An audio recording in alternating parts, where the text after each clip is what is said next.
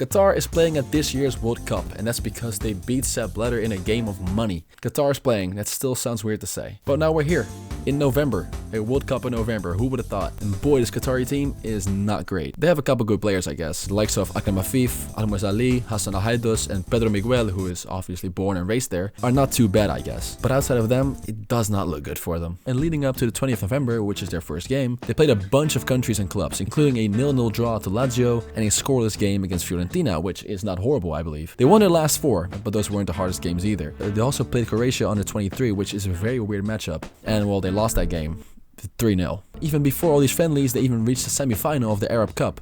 They got knocked out by Algeria in the 107th minute, which by the way is not an extra time, that is in regular time. Algeria scored in the 90 plus 17th minute, which is insane.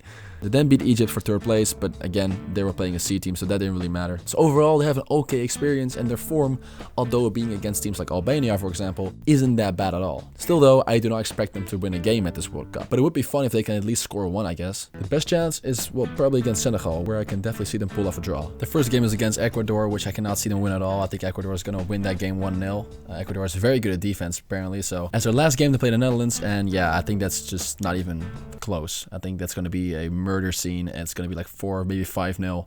So yeah, it's going to be tough. So I think their best chances against Senegal, maybe even pull off a 0-0 game against Ecuador, but it's going to be tough. But the chance of winning a game is extremely low. I therefore give Qatar a 10% chance of making it through the group stage and a 1% chance to win the whole thing.